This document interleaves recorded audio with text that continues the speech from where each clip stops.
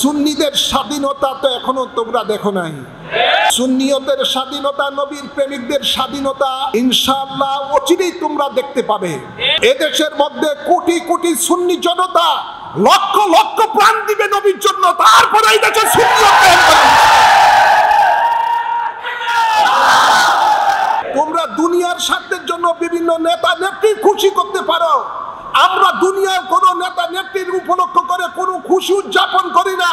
আমরা উদযাপন করি আল্লাহর প্রিয় হাবিব রাহমাতুল্লিল আলামিনকে পেয়ে খুশি উদযাপন। কোন প্রজ্ঞাপনের মাধ্যমে ঈদ মিলাদুন নবী বন্ধ করা যাবে না।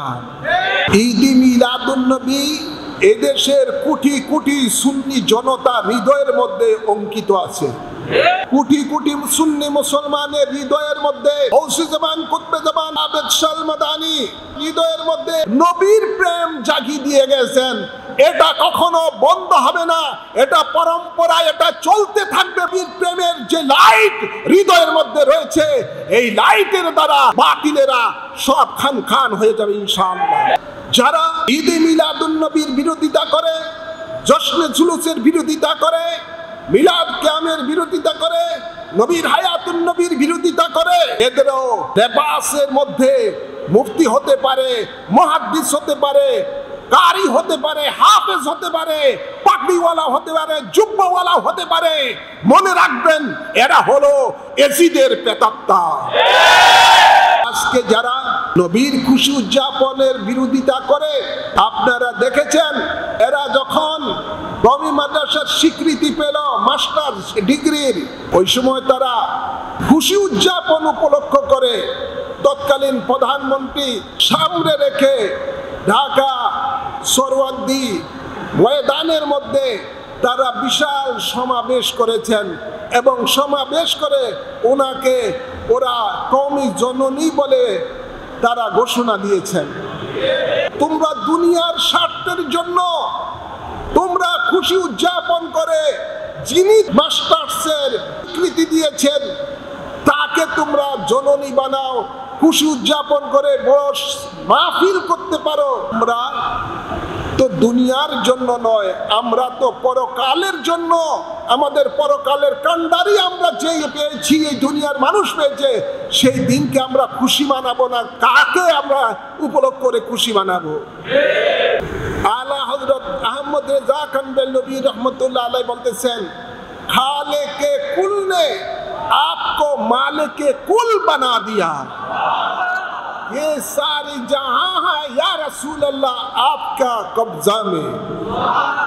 দিনকে খুশি উদযাপন করা এটা আমরা ইবাদত মনে করি, যেহেতু আল্লাহর নির্দেশ খুশি উদযাপন করা, আর আল্লাহর নির্দেশ পালন করাটাই তো ইবাদত। খুশি উদযাপন আমরা কেন করব না? যেহেতু যিনি রবিউল আউয়াল শরীফে আল্লাহর পক্ষ থেকে গোটা আলমের জন্য রহমত হিসাবে এসেছেন, তার মিল্লতে তো আমাদেরকে কবরে থাকতে হবে। বিসমিল্লাহ আলা মিল্লাতে রাসূলিল্লাহ, তার মিল্লতে তো আমাদেরকে কবরে থাকতে হবে। যিনি হাশরের ময়দানটা, জমিনটা তামার হবে, মাথার কাত উপরে সূর্য থাকবে, তিনি তো একমাত্র আমাদেরকে ছায়া দানকারী। নবীর হাত মুবারকে লাওয়াউল হাম থাকবে, আল্লাহ একটা প্রশংসিত পতাকা দিবেন, ওই পতাকার নিচে আদম আলাইহিস সালাম হতে ঈসা আলাইহিস সালাম পর্যন্ত সমস্ত নবী রাসূলগণ আশ্রয় গ্রহণ করবেন। নবীর প্রেমিক যারা, তারাও ওই পতাকার নিচে আশ্রয় গ্রহণ করবেন।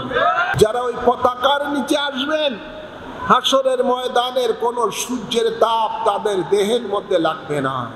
তো আমরা তো খুশি উদযাপন এই জন্য করব, যিনি হাশরের ময়দানে আমাদেরকে সূর্যের তাপের থেকে বাঁচাবেন।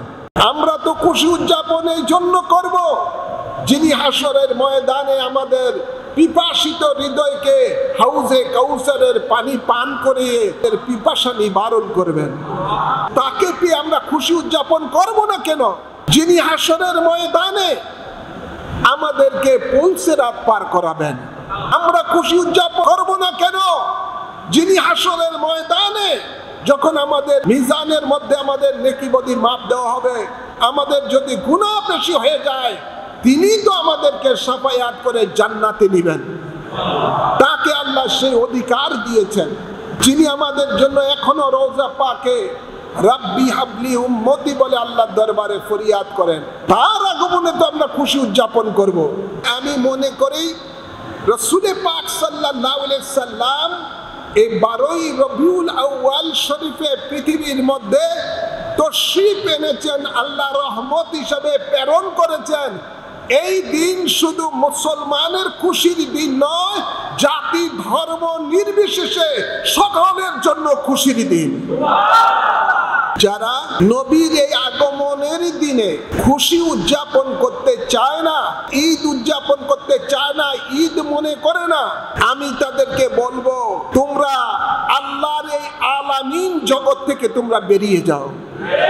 যেহেতু আল্লাহ সমগ্র আলমের জন্য আমাদের নবীকে রহমত হিসাবে প্রেরণ করেছেন, আর আল্লাহর রহমত যারা পাবে, আল্লাহ বলেন তোমরা জগৎবাসীরা খুশি উদযাপন করো।